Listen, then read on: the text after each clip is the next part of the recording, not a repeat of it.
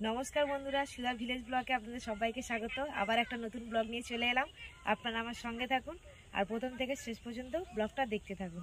আশা করি আজকের ব্লগটি আপনাদের ভালো লাগবে। এখন আমি আমাদের বাগানে ওলকপি তুলতে এসেছি, আর এই ওলকপি দিয়ে ল্যালেন্টিকা মাছ দিয়ে আমি ঝোল করব। তা আমি তুলে নেবো এখন, আর দেখবো কোনটা বড় হয়েছে। এগুলো কিন্তু হাইব্রিড ওলকপি, এগুলো কিন্তু আরো বড় বড় হয়, অনেকটাই ছোট। আমি এখান থেকে এরকম সাইজের 3টে ওলকপি তুলে নেবো। এই যে দেখুন, আর এটা সবে এখন মাঝারি সাইজের কপি হয়েছে, এর থেকে কিন্তু আরো বড় বড় হয়। আমি আবার ফের পরে বড় হলে আবার দেখাবো আপনাদের। দেখুন এই একটা কত বড়, এটাও আমি তুলে নেবো। এই দেখুন, দুটো তুলে নিয়েছি, আর একটা তুলবো, ব্যাস। আমার ওলকপিগুলো তোলা হয়ে গেছে। আর সোনাইয়ের বাবা কি মাছ ধরেছে গিয়ে দেখবো। সোনাইয়ের বাবা জাল ফেলে এই ল্যালেন্টিকা মাছটা ধরেছে, আর এই মাছটা দিয়ে আমাদের বাগানের হাইব্রিড ওলকপি দিয়েই রান্না করব। আর মাছটা দেখুন কত বড়। ও বাবা, জলের মধ্যে দিয়েছি, মাছটা কেমন লাফাচ্ছে দেখুন। সোনাইয়ের বাবা মাছ ধরছে, একটা মাছ হয়েছে বলে ওই জন্য দেখছে যে আরেকটা যদি মাছ হয় ওই জন্য ধরছে এখনো। কপি আর আলু আমার কাটা হয়ে গেছে, আর এবার এই মাছটা আমি কেটে নেব। বাবা, কি কাঁটাগুলো কি শক্ত, কাটাই যাচ্ছে।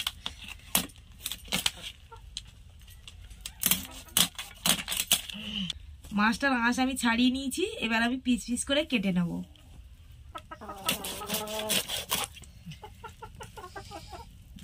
শুধু খাবার খেয়েছে, খাবার দিয়েছিল সকালে, এসে খাবার খেয়েছে।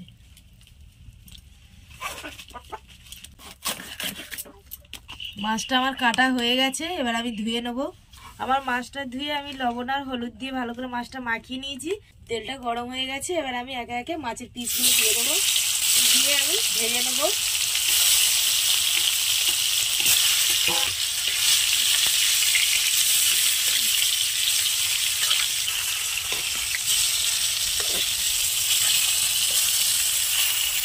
মাছটা ভেজে তুলে নিয়েছি, আর ওই তেলে একটু তেল দিয়ে আবার একটু পেঁয়াজ দিয়েছি, দিয়ে আর ওলকপিটা আর আলুটা ভেজে নিচ্ছি।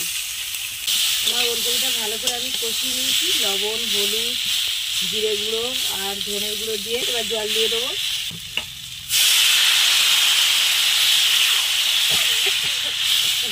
এবার তরকারি আনাজটা কিছুক্ষণ সিদ্ধ হওয়ার জন্য আমি একটু ঢাকা দিয়ে দেবো। তরকারিটা আমার হয়ে গেছে, এবার একটু উপর থেকে ধনে পাতা দিয়ে দেবো। তরকারিটা আমি নামিয়ে নিলাম।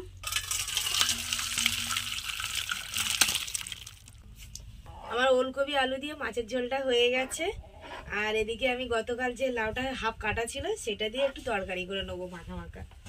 একটা ডিম ফাটিয়ে দিয়ে আর করে নেবো। আমি লাউটা রান্না করার জন্য আমি আগে ডিমটা ভালো করে এই যে এইভাবে ঝুড়ি ঝুড়ি করে ভেজে নিচ্ছি, এবার তুলে নেবো। ভাজা হয়ে গেছে, তারপর আমি লাউটা বসাবো।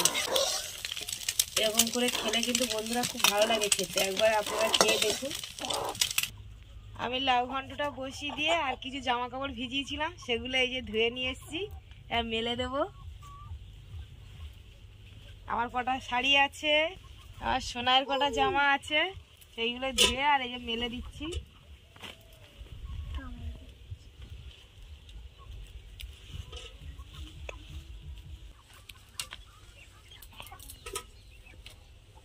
মেলা হয়ে গেছে, আমি তরকারিটা দেখবো কতটা হয়েছে।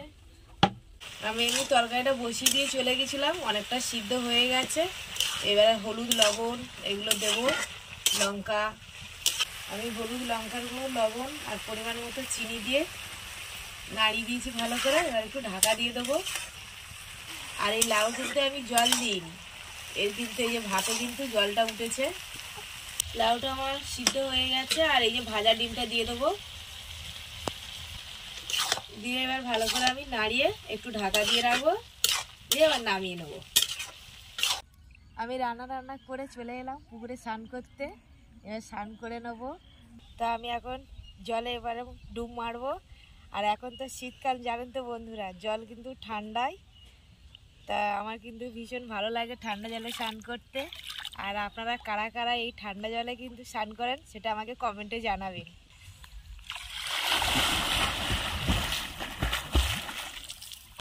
প্রচুর ঠান্ডা।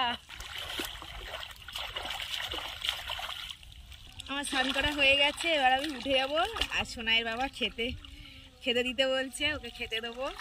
তাই আমি আর বেশিক্ষণ পুকুরে স্নান করলাম না, এবার উঠে পড়বো।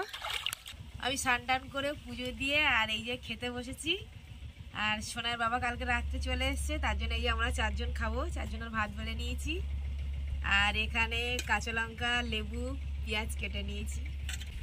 আর এখানে রান্না করেছি, এখানে ডিম দিয়ে লাউর ঘন্ট, আর এখানে ওলকপি দিয়ে আলুর মাছের ঝোল।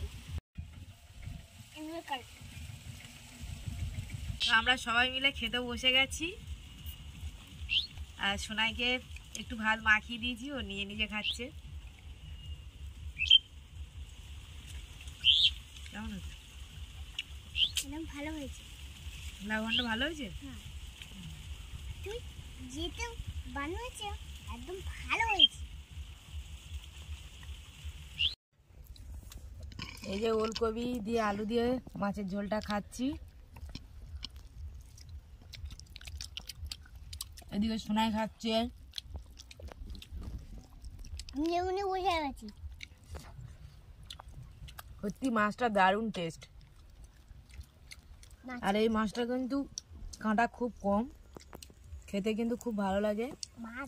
আর যারা এই মাছটা খেয়েছেন তারা কিন্তু জানেন যে কতটা টেস্ট। তো আজকের ব্লগটা এখানেই শেষ করছি। যদি ব্লগটি ভালো লাগে সাবস্ক্রাইব, লাইক, কমেন্ট, শেয়ার করবেন।